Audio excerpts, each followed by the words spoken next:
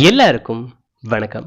நீங்க கேட்டுட்டு இருக்கிறது பிலிவ் இன் டைம். இது ஒரு தமிழ் பாட்காஸ்ட் சேனல். நம்மளோட பாட்காஸ்ட் சேனலுக்கு நீங்க வரது இதுதான் ஃபர்ஸ்ட் டைமா இருந்துச்சுன்னா ஒரு சின்னோண்டு இன்ட்ரோடக்ஷன் மட்டும் நம்ம சேனலை பத்தி கொடுத்துக்கிறேன். இது எது மாதிரியான சேனல் அப்படின்னு பார்த்தீங்கன்னா, உங்களோட பர்சனல் லைஃபை டெவலப் பண்ணக்கூடிய குட்டி குட்டி தகவல்கள், நிறைய கருத்துக்கள், நிறைய கதைகள் நம்மளோட பாட்காஸ்ட் சேனல்ல இருந்து உங்களுக்கு கிடைச்சிக்கிட்டே இருக்கும். அந்த வகையில் இன்னைக்கு நம்ம எதை பத்தி பேச போறோம் அப்படின்னு சொல்லிட்டு பார்த்தீங்கன்னா, லைஃப்ல எல்லாத்தையும் இழந்துட்டேன் பிரதர், இன்னும் உயிர் மட்டும்தான் இருக்குது.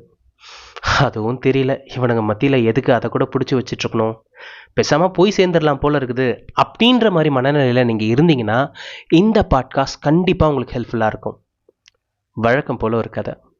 ஒரு ஊரில் ஒரு ஆள் இருக்கிறார்.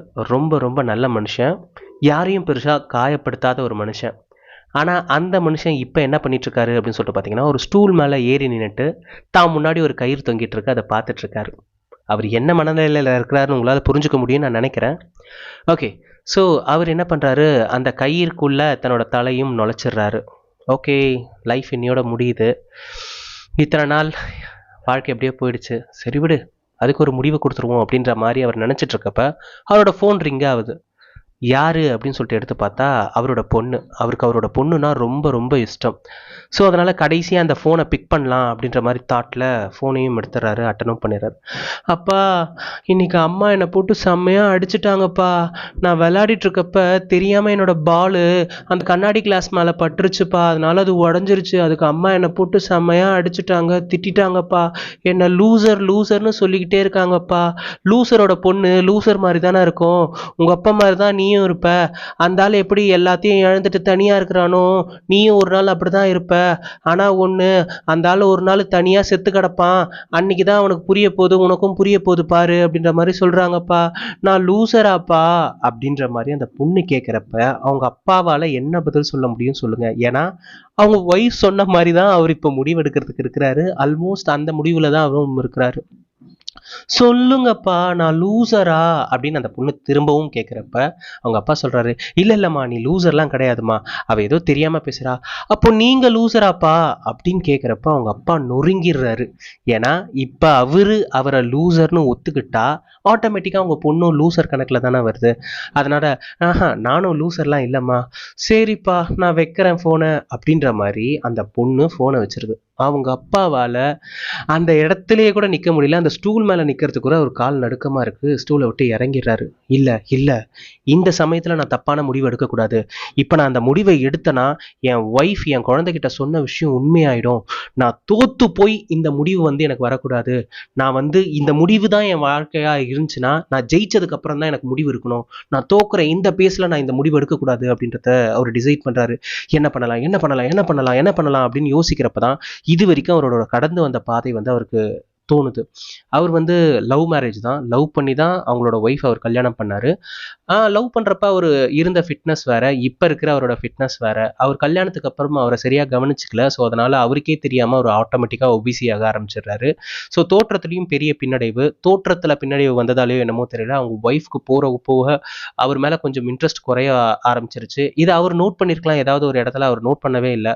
ஒரு ஸ்டேஜ்ல அவங்க ஒய்ஃபும் சொல்லிடுறாரு, எனக்கு உன் மேல இன்ட்ரெஸ்ட் போயிடுச்சு, நான் என்னோட இன்னொரு பார்ட்னரை தேடிய வேண்டிய டைம் ஆயிடுச்சு, ஸோ நான் போறேன் அப்படின்ற மாதிரி அந்த பர்சனை விட்டுட்டு இவங்க வேற ஒரு பர்சன் கூட வந்துடுறாங்க. ஸோ இப்போ அந்த மனைவியும் குழந்தையும் வேற ஒரு பர்சன் கூட தான் இருக்காங்க. இந்த சோகத்திலே அவர் ரொம்ப அதிகமாக குடிக்க அடிமையாடுறாரு, பயங்கரமாக குடிக்க ஆரம்பிச்சிடுறாரு. ஸோ எந்த அளவுக்குனா, நிதானம் தெரியாத அளவுக்கு ரோட்டில் விழுந்து கிடக்கிற அளவுக்கு மோசமான நிலைமையில் அவர் இருக்கிறாரு. இது எல்லாம் அவரோட ப்ரொஃபஷனல் லைஃப்பையும் பாதிக்குது. வேலையில் அவரால் பெருசாக, அதாவது முன்ன அளவுக்கு திறமையாக வேலை செய்ய முடியல. இது அந்த மேனேஜ்மெண்ட்டும் நோட் பண்ணுது. இது இப்படியே போயிட்டு இருந்தால் வேலைக்கு ஆகுதுன்னு அவரை கூப்பிட்டு, தப்பாக எடுத்துக்காதீங்க, நீங்கள் இத்தனை வருஷம் இந்த ஜாபுக்கு கொடுத்த கான்ட்ரிபியூஷன் ரொம்ப பெருசு, ஆனால் இதுக்கு மேலேயும் உங்களை எங்களால் வச்சுக்க முடியாது, ஏன்னா உங்களால் அதிகமான ரெவென்யூ எங்களுக்கு பாதிக்கப்படுது. ஸோ தப்பாக புரிஞ்சுக்கலன்னா நீங்கள் இந்த வேலையை விட்டு நின்றுடுங்க அப்படின்ற மாதிரி ரொம்ப ஓப்பனாகவே அவர்கிட்ட சொல்லிடுறாங்க.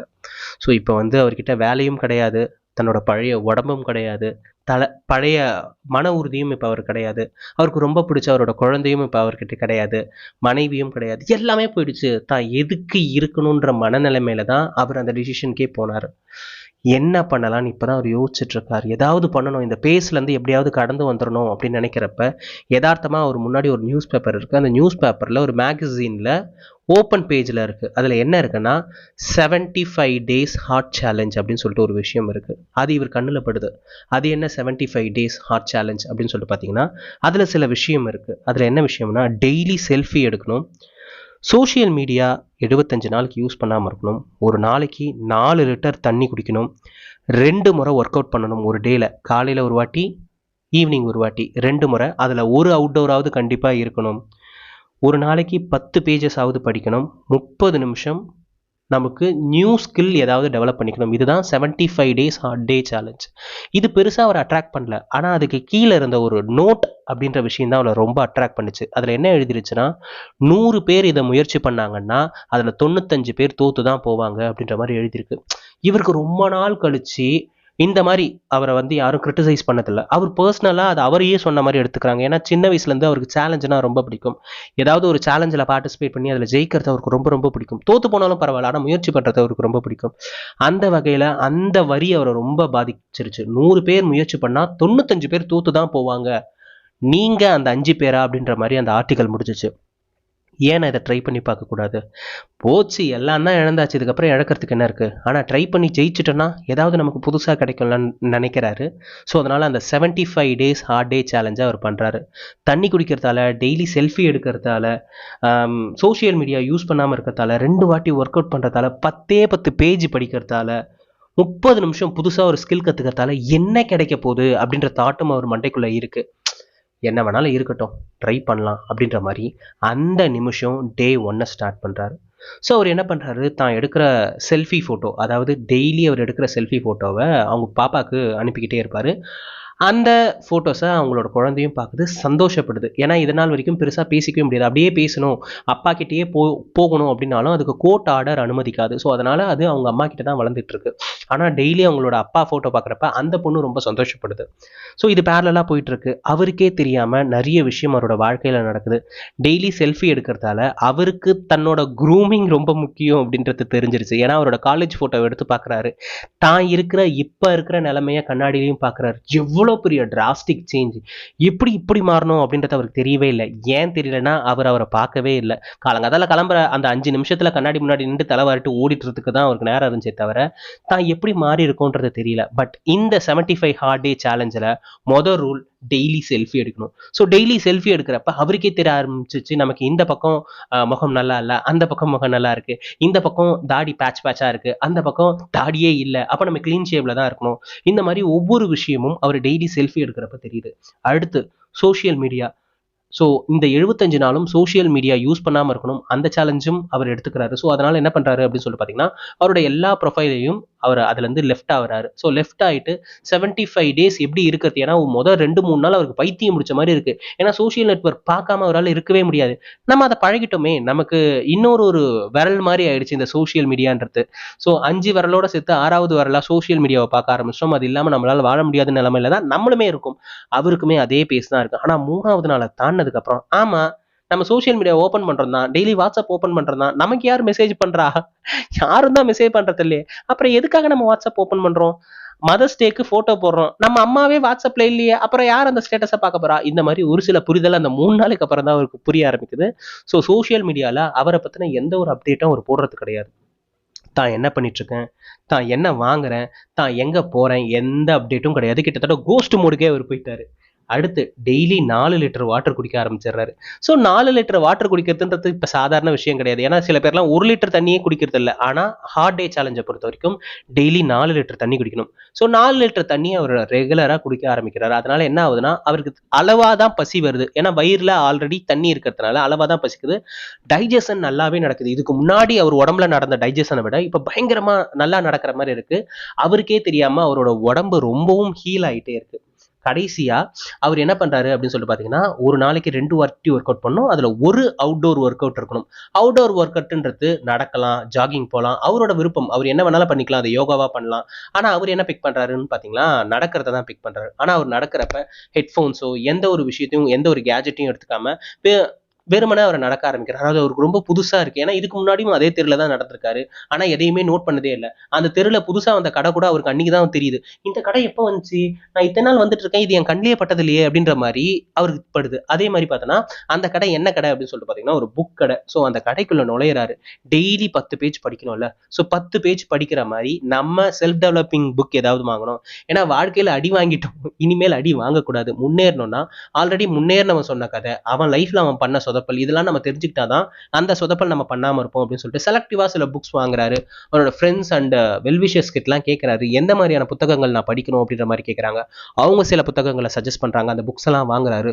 ஒரு நாளைக்கு 10 பேஜ் அப்படின்ற மாதிரி தான் அவர் வாங்குறாரு. அதை படிக்கவும் ஆரம்பிக்கிறாரு. அந்த 10 பேஜ்ன்றது 12 பேஜ் ஆகுது, 12 பேஜ் 15 பேஜ் ஆகுது. சில நாட்கள் எல்லாம் அவருக்கு படிக்காம தூக்கமே வரல. அந்த நிலைமைக்கு போயிடுறாரு. கடைசியா 30 மினிட்ஸ் புதுசா ஒரு ஸ்கில்லை வந்து அக்வயர் பண்ணிக்கணும். அவர் எந்த இடத்துல லேக் ஆனாரு அப்படின்னு சொல்லிட்டு பாத்தீங்கன்னா, அவருக்கே தெரியாம சில தப்பான பழக்கங்கள் அவரோட வாழ்க்கைக்குள்ள வர ஆரம்பிச்சதால தான் அவர் லேக் ஆக ஆரம்பிச்சாரு. ஸோ அந்த ஸ்கில் எல்லாம் ஒதுக்கிட்டு அவரை டெவலப் பண்ணக்கூடிய நிறைய ஸ்கில்ஸை வந்து அவர் பேரலா இப்ப வந்து பர்சியூ பண்ண ஆரம்பிக்கிறாரு. அவருக்கே தெரியாம அவர் முன்ன விட பயங்கர கான்ஃபிடென்ட்டா ஃபீல் பண்றாரு. So 75 days hard day challenge அவர் பண்ணிட்டே இருந்தார். என்ன ரிசல்ட் கிடச்சிச்சு அப்படின்னு சொல்லிட்டு பார்த்தீங்கன்னா, அவருக்கு நிறைய அதிசயம் அவரோட லைஃப்பில் நடக்க ஆரம்பிச்சிச்சு. அவர் ஒர்க் பண்ணிட்டு இருக்கப்ப அவருக்கு ஒரு கிளைண்டாக ஒரு பர்சன் இருந்தார். அந்த கிளைண்ட் அந்த கம்பெனியை போய் அப்ரோச் பண்ணுறாங்க. அந்த ஆள் இல்லையா, ஏன்னா அந்த நம்பர் இதுக்கு முன்னாடி எனக்கு ஒரு ஒர்க் பண்ணி கொடுத்தாரு, அதில் நான் ரொம்ப சாட்டிஸ்ஃபைடு, எனக்கு அதே மாதிரி ஒர்க் தான் வேணும் அப்படின்னு கேட்டதுக்கு, அவரை விட பெட்டராக ஒர்க் பண்ணுறதுக்கு என்கிட்ட பர்சன் இருக்காங்க, அவங்க மூலமாக நான் இதை பண்ணி கொடுக்குறேன் அப்படின்ற மாதிரி அந்த கம்பெனி அஷ்யூர் பண்ணுது. இல்லை எனக்கு அவர் தான் வேணும், ஏன்னா லாஸ்ட் டைம் அவர் பண்ணதில் நான் ரொம்ப சாட்டிஸ்ஃபைடாக இருக்கிறேன், அவரோட அட்ரஸ் இருந்தா கொடுங்க அப்படின்ற மாதிரி கேட்குறாங்க. அவங்களும் அட்ரஸை கொடுக்குறாங்க. இந்த நபரை அவர் வந்து மீட் பண்றாரு. மீட் பண்ணா அவர் சொல்றாரு, இந்த மாதிரி நான் ஜாப் விட்டு லெஃப்ட் ஆயிட்டேன், நான் இப்போ அதில் இல்லை அப்படின்ட்டு. வை நாட், நான் பிஸ்னஸ் பண்ணிட்டு இருக்கேன், என்னோட பிஸ்னஸ்ல நீங்க பார்ட்னரா வர்றதுக்கு உங்களுக்கு வில்லிங் இருக்கா அப்படின்ற மாதிரி அப்ரோச் பண்றாங்க. இவரால் ஷாக்கை தாங்கிக்கவே முடியல. இது எப்படி நடந்துச்சுன்னே அவருக்கு தெரியல. அவர் ஜெயிக்கணும்னு மட்டும்தான் முடிவு பண்ணாரு. தன்னோட மனநிலையும் உடல்நிலையும் அதுக்கேற்ற மாதிரி அமைச்சுக்கணும்னு மட்டும்தான் இப்ப இருக்கிறாரே தவிர அவரோட மண்டைக்குள்ள வேற எதுவுமே இல்லை. ஆனா ஏதோ ஒரு அதிசயம் நடக்குதுன்றதை மட்டும் அவரால் உணர முடியுது. சரின்னு சொல்லிட்டு அந்த விஷயத்துக்கு அக்ரி பண்ணிக்கிறாரு. அவரோட லைஃப் செம்மையா மாற ஆரம்பிக்குது. இதுல பியூட்டி என்ன அப்படின்னு சொல்லிட்டு பாத்தீங்கன்னா, டெய்லி செல்ஃபி அனுப்புறாரு பாத்தீங்களா அவங்க பொண்ணுக்கு. அந்த செல்ஃபி அவங்க பொண்ணு மட்டும் பார்க்கல, அவங்க ஒய்ஃபும் சேர்த்து பார்க்க ஆரம்பிக்கிறாங்க. அவர் எந்த அளவுக்கு டெவலப் ஆயிருக்காரு, தன்னோட உடல் அளவுலையும் சரி, அப்பியரன்ஸ் அளவுலையும் சரி, அவரோட growth அவங்க பார்க்குறாங்க. வெறும் 75 நாள்ல, நான் சொல்றது 1 வருஷம் 2 வருஷம் டைம் பீரியட் கூட கிடையாது, 75 நாள்ல அவர்கிட்ட டிராஸ்டிக்கான சேஞ்ச் வரத அவங்க ஒய்ஃபாலே நம்ப முடியல. என்னதான் இந்த மனுஷன் பண்றான்னு தெரியலையே, இப்படி மாறிட்டு வரானே அப்படின்ற மாதிரி. ஸோ அவங்களும் ரொம்ப சர்ப்ரைஸாக ஃபீல் பண்ணுறாங்க. ஸோ அவரோட லைஃப் செம்மையாக மாறுது. அதுக்கப்புறமும் நிறைய நல்ல விஷயம்லாம் நடந்துச்சு. பட் அது எதுவுமே தேவையில்லை. நான் இந்த இடத்துல இந்த ஸ்டோரியை வந்து பாஸ் பண்ணுறேன். உங்களோட லைஃப்லையும் ஏதாவது ஒரு மொமெண்ட்டில் லைஃப்பில் எல்லாத்தையும் இழந்துட்டேன், இதுக்கப்புறம் இழக்கிறதுக்கு எதுவுமே கிடையாது, முடிஞ்சிருச்சு, அது அவ்வளோதான், முடிஞ்சிருச்சுங்க, அதை கண்டுக்காதீங்க அப்படின்னு வாங்கல்ல, அந்த மாதிரி நிலைமைக்கு நீங்கள் போயிட்டீங்கன்னா நீங்கள் மறுபடியும் வர்றதுக்கும் வாய்ப்பு இருக்குது. ஸோ உங்களை நீங்களே தூசி தட்டுங்க. ஒரு புத்தகம் ரொம்ப நாள் அலமாரியிலே கிடந்துச்சுன்னா அதில் எப்படி தூசு படியுமோ அதே மாதிரி தான் உங்களோட வாழ்க்கையும் இப்போ இருக்குது. அதை எடுத்து தூசி தட்டினீங்க, அது யூஸ் ஆகிற புக்கு தான். 75 ஹார்ட் டே சேலஞ்சுன்னு ஒரு விஷயம் இருக்குது, அதை பண்ண ஆரம்பிங்க. நான் சொன்ன 6 விஷயம் தான். டெய்லி ஒரு செல்ஃபி உங்களை நீங்களே எடுத்துக்கங்க. சோஷியல் மீடியா 75 நாளைக்கு யூஸ் பண்ணாதீங்க. 4 லிட்டர் தண்ணி குடிங்க. டெய்லி 2 முறை ஒர்க் அவுட் பண்ணுங்க, காலையிலையும் ஈவினிங்லையும். அதில் ஒரு அவுட்டோர் ஒர்க் அவுட்டாக இருந்துச்சுன்னா ரொம்ப சந்தோஷம். அடுத்தது 10 பேஜ் டெய்லி படிங்க, உங்களை டெவலப் பண்ணக்கூடிய விஷயம். அடுத்து புதுசாக ஒரு ஸ்கில்லை லேர்ன் பண்ணுங்க. டெய்லி 30 நிமிஷம் ஸ்பெண்ட் பண்ணி புதுசாக ஏதாவது ஒன்று, குக்கிங்கோ அப்படி இல்லையா வேற ஏதாவது ஒரு விஷயமோ, உங்களுக்கு எது ரொம்ப தேவைப்படும் அப்படின்னு தோணுதோ அந்த ஸ்கில்லை டெய்லி ஒரு 30 நிமிஷம் ஸ்பெண்ட் பண்ணி கற்றுக்குங்க. ஓகேங்களா? இது எல்லாம் 75 நாள் சேர்றப்ப உங்களுக்கே தெரியாமல் நீங்கள் பழைய நீங்களா மாறுவீங்களான்னு எனக்கு தெரியாது, ஆனால் பழைய வேர்ஷனை விட ஒரு புதிய நீங்களா மாறி இருப்பீங்க. என்னோட பழைய பேக், என்னோட பழைய செல்ஃப் எனக்கு வேணும் அப்படின்னு நினைக்கிற எல்லாருக்குமே பழைய செல்ஃப் கிடைக்குமா இல்லையான்னு எனக்கு தெரியல. ஆனால் புதுசாக ரொம்ப பயங்கரமாக ரொம்ப சூப்பரான ஒரு வேர்ஷன், உங்களோட வேர்ஷனை நீங்களே பார்ப்பீங்க இந்த 75 ஹார்ட் டே சேலஞ்ச் பண்ணிங்கன்னா. ஆல்ரெடி நான் இதை பண்ணியிருக்கேன். நான் 2013 பண்ணியிருக்கேன். 2013 லாஸ்ட், அதாவது அந்த அக்டோபர் நவம்பர் டிசம்பர் அந்த டைமில் பண்ண என்னோட லைஃப் டிரான்ஸ்ஃபர்மேஷன் அந்த பீரியடில் தான் ஆச்சு. ஸோ இதை நான் உங்களுக்கும் சஜஸ்ட் பண்ணுறேன். நீங்கள் எப்போ ரொம்ப துவண்டு போய் தோல்வியில் இருக்கிறீங்களோ அப்போ இதை பண்ணுங்க. உங்களுக்கு உங்களோட உடல் ஆரோக்கியம், மன ஆரோக்கியம் மேம்படுறத பார்க்க முடியும். இது ரெண்டும் மேம்படும் போதே உங்களுக்கு தெரியாமலே உங்களோட வெல்த்தும் கூடவே சேர்ந்து மேம்படும். ஸோ முதல்ல உங்களோட உடம்பு, ரெண்டாவது உங்களோட மனசு, அதுக்கப்புறம் உங்களோட வெல்த், இது மூணுமே ஒரு நேர்கோட்டு பாதையில் இருக்கிறப்ப உங்களோட லைஃப் செம்மையாக இருக்கும். அந்த பர்சனோட வாழ்க்கையில் என்ன மாற்றம் நடந்துச்சு அப்படின்னு சொல்லிட்டு ரொம்ப எக்ஸைட் ஆகிற நீங்கள் உங்களோட லைஃப்லையும் இதே எக்ஸைட்மெண்ட்டை கொடுங்க. நீங்கள நிறைய பேர் பண்ணுற தப்பே என்ன அப்படின்னு சொல்லிட்டு பார்த்தீங்கன்னா, அதிசயம் நடக்கணும் அப்படின்லாம் நம்புறீங்க. இந்த லா ஆஃப் அட்ராக்ஷன்லாம் நிறைய பேர் நம்புறீங்க, நிறைய பேர் சொல்றீங்க. சூப்பரா இருக்கு. ஒரு தென்னை மரத்து கீழே நின்றுட்டு எனக்கு இளநீ வேணும் இளநீ வேணும் இளநீ வேணும்னு சொல்லிட்டு அங்கேயே நின்று பார்த்துட்டு இருக்கீங்க. உங்களுக்கு ரெண்டே ஒரு 2 ஆப்ஷன் தான். ஒன்று, அந்த மரத்து கீழேயே நின்றுட்டு அது கீழே விழுற வரைக்கும் வெயிட் பண்ணி எடுக்கிறது. அப்படி இல்லையா, ரெண்டாவது ஆப்ஷன் மரத்து மேலேயே ஏறி அந்த இளநியை பறிக்கிறது. உங்களுக்கு இருக்கிற 2 ஆப்ஷன்ல எதை நீங்க பிக் பண்ணா உங்களோட லைஃப் மாறும்னு சொல்லிட்டு நீங்களே யோசிச்சுக்குங்க. கடவுள்கிட்ட வேண்டுறீங்க, நீங்களும் ஒரு ரேஸ்ல ஓடிட்டு இருக்கீங்க, உங்க பக்கத்து வீட்டுக்காரனும் அதே ரேஸ்ல ஓடிட்டு இருக்கான். நீங்க என்ன வேண்டுவீங்க, அந்த ரேஸ்ல ஜெயிக்கணும்னு வேண்டுவீங்க. அவன் என்ன வேண்டுவான், அவனும் அதே தான் வேண்டுவான், நான் ரேஸ்ல ஜெயிக்கணும் அப்படின்னு சொல்லிட்டு விடுவான். கடவுள் இப்ப கன்ஃபியூஸ் ஆயிட மாட்டாரா, அவனும் ஜெயிக்கணும்ன்றான் இவனும் ஜெயிக்கணும்ன்றான், அவனும் ஏன் பக்தன் தான் இவனும் ஏன் பக்தன் தான், ஆனா நான் யாரை ஜெயிக்க வைக்கணும் அப்படின்ற மாதிரி கடவுள் யோசிக்கிறாருன்னு வைங்களேன். யார் அதுக்காக எஃபர்ட் போடுறாங்கன்னு இருக்கு. நீங்க எந்த எஃபர்ட்டும் போடல, ஆனா உன் பக்கத்து வீட்டுக்காரன் டெய்லி ஸ்ட்ரெச்சிங் பண்றான், எக்ஸசைஸ் பண்றான், அதுக்காக அவனை தயார்படுத்திக்கிட்டே இருக்கான், ப்ராக்டிஸ் பண்றான். கடவுள் என்ன முடிவு பண்ணுவாரு, இவன் வேண்டான், அவன் அதுக்காக சில விஷயத்தையும் பண்றான், அதனால நான் அவனுக்கு தான் ப்ரிஃபரன்ஸ் கொடுப்பேன் அப்படின்ற மாதிரி எடுத்துட்டு போயிட்டு கடவுள் அவங்களுக்கு தான் கொடுப்பாங்க. ஸோ நீங்க எதை வேணாலும் நினைங்க, ஆனா அதுக்காக முயற்சியும் பண்ணிக்கிட்டே இருங்க. முயற்சி எடுக்கிறதுக்கு யோசிக்காதீங்க. நான் தான் வேண்டிட்டேனே, லா ஆஃப் அட்ராக்ஷன் ஒர்க் ஆயிடும், நான் வந்து டெய்லி வீட்டிலே இருந்து மேனிஃபெஸ்டேஷன் பண்ணிட்டு இருந்தா எனக்கு நடக்க வேண்டியதெல்லாம் நடந்துரும் அப்படின்னீங்கன்னா உங்களோட முட்டாள் வேற யாரும் கிடையாது. ஸோ எந்த விஷயத்துக்கு ஆசைப்படுறீங்களோ அந்த விஷயத்துக்கு உழைப்பையும் போடுங்க. உங்களுக்கே தெரியாம நிறைய மிராக்கள் உங்களோட லைஃப்ல நடக்கிறதுக்கு வெயிட் பண்ணிட்டு இருக்கு. அதை நீங்க தான் அனுபவிக்கணும். ஸோ இன்னைக்கான பதிவு கண்டிப்பா எல்லாருக்கும் பயனுள்ளதா இருக்கும் நான் நினைக்கிறேன் அண்ட் நம்புறேன். இன்னொரு நாள் இன்னொரு நல்ல கதையோடும் கருத்தோடும் கண்டிப்பா நான் உங்களை வந்து சந்திக்கிறேன். அதுவரை உங்களிடமிருந்து விடைபெறுவது நான் மட்டும்தான். நன்றி. ரியலி சாரி, பாட்காஸ்ட் கிட்டத்தட்ட 16 நிமிஷத்துக்கு மேலே போயிடுச்சு. இந்த 16 நிமிஷம் கண்டிப்பாக உங்களோட லைஃப்பில் ஒரு சின்ன வேல்யூவை நான் ப்ரொவைட் பண்ணியிருப்பேன் அப்படின்னு நான் நினைக்கிறேன். எல்லா மனசும் ஒரு சின்ன பாராட்டுக்கு தானே எங்கே கிடக்கு. உங்களுக்கு இந்த பதிவை பற்றியோ இல்லை என்ன பற்றியோ ஏதாவது சொல்லணும்னு இருந்துச்சுன்னா அதை மறக்காமல் கமெண்ட் பாக்ஸில் வந்து சொல்லுங்கள். உங்களோட கமெண்ட் நீங்கள் போடும்போது இந்த எமோஜிஸ், இந்த ஹார்ட்டின், இந்த பிளாஸ்ட் ஆகிறது, இந்த மாதிரிலாம் வைக்காமல் போதுமான அளவுக்கு வார்த்தைகளை சொல்ல பாருங்க. ஏன்னா வார்த்தைகளை படிக்கிறப்ப ரொம்ப சந்தோஷப்படுவேன் நான். ஏன்னா இதுக்கு முன்னாடிலாம் பார்த்தீங்கன்னா, சில வருஷத்துக்குலாம் முன்னாடி என்னோட எக்ஸ் எந்த மொபைல்ல இருந்து டெக்ஸ்ட் பண்ணாலும் என்னால் அது யாரு ஹூஸ் திஸ்ன்னு கேட்காமலே இது என் எக்ஸ் அப்படின்னு கண்டுபிடிக்க முடியும். ஏன்னா டெக்ஸ்ட்டுக்கும் ஒரு ஸ்டைல் இருக்கு. இவங்க இப்படி தான் பேசுவாங்க, அவங்க அப்படி தான் பேசுவாங்கன்ட்டு. ஆனால் இந்த எமோஜிஸ் வந்ததுக்கு அப்புறம் பார்த்தீங்கன்னா ஒரு பர்சனுக்குன்னு ஒரு ஸ்டைல் இல்லாமலே போயிடுது. எல்லா கேள்விக்கும் எமோஜி, எல்லா கேள்விக்கும் ஒரு ஜிஃப், எல்லா கேள்விக்கும் ஒரு இமேஜ் அப்படின்ற மாதிரி நம்ம கேள்விக்கு பதில வந்து இப்படி சொல்ல ஆரம்பிச்சிட்டோம். இதுல இருந்து எந்த ஒரு எமோஷனும் கன்வெர்ட் ஆகாது. ஸோ உங்களுக்கு எமோஜிஸ் போடுறதுக்கு பதிலாக கொஞ்சோண்டு டைம் இருக்குன்னா அதை வார்த்தைகளையும் சொல்லுங்க. அதை படிக்கிறப்ப நான் ரொம்ப ரொம்ப ரொம்ப சந்தோஷப்படுவேன். நான் எதிர்பார்க்கறதுலாம் அந்த சப்ஸ்கிரைபும் அந்த கமெண்ட்டும் மட்டும் தான். இது ரெண்டுத்தையும் நீங்க போட்டுருவீங்க நான் நினைக்கிறேன், நம்புறேன். நாளைக்கு இன்னொரு கதையோடும் கருத்தோடும் கண்டிப்பா நான் உங்களை வந்து சந்திக்கிறேன். அதுவரை உங்களிடமிருந்து விடைபெறுவது நான் மட்டும்தான். நன்றி.